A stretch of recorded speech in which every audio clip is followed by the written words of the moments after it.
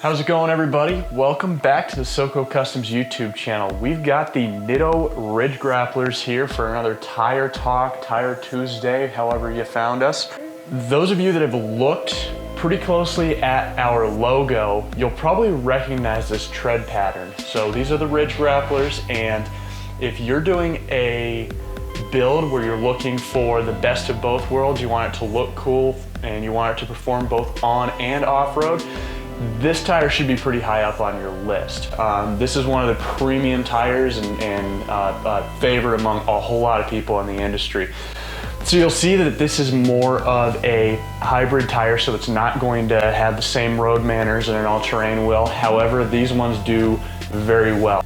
They might not have the same tread life as the ATs, as the Terra Grapplers that we've done, but these are definitely an awesome tire. It's probably one of our favorites, obviously, with the fact that it's in the logo. Much like all Nitto off-road tires, you're going to get two different sidewall patterns. So you're going to get this very basic blocky one to get this much more detailed side over here. So you can figure out which ones you want to mount on the outside.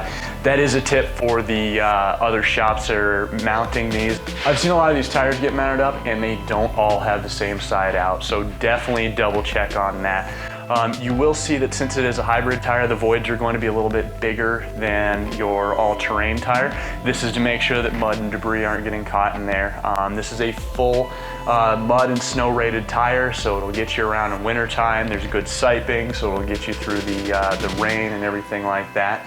If you do have any additional questions about this tire, go ahead and give us a call or leave a comment in the comment section below.